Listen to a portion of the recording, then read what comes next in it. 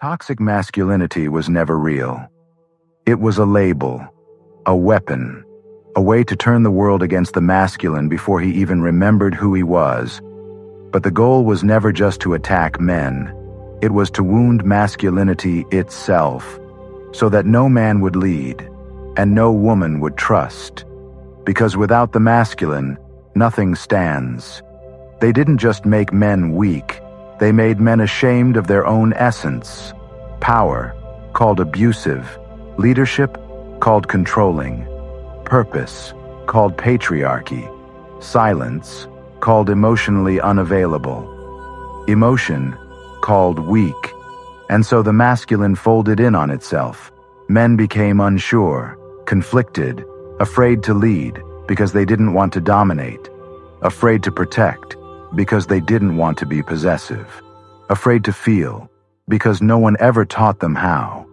So what emerged wasn't toxic masculinity, but wounded masculinity, a fragmented shell of what the masculine was meant to be.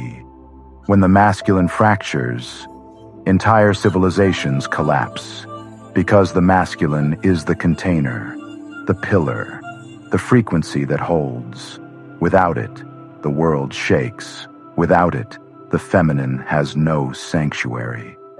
And when the masculine collapses, the feminine gets exhausted trying to hold everything. We weren't just left with broken men.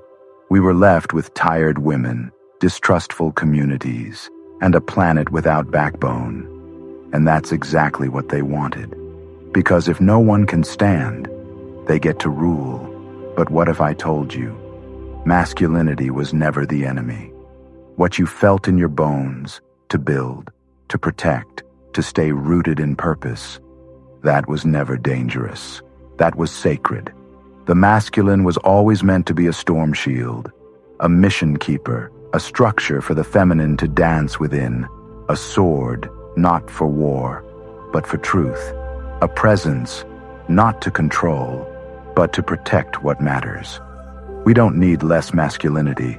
We need healed masculinity, the kind that doesn't run from emotion, but doesn't drown in it either, the kind that listens, then leads, the kind that stands, and never bows to the system again, because when the masculine remembers who he is, the feminine will finally feel safe to rise.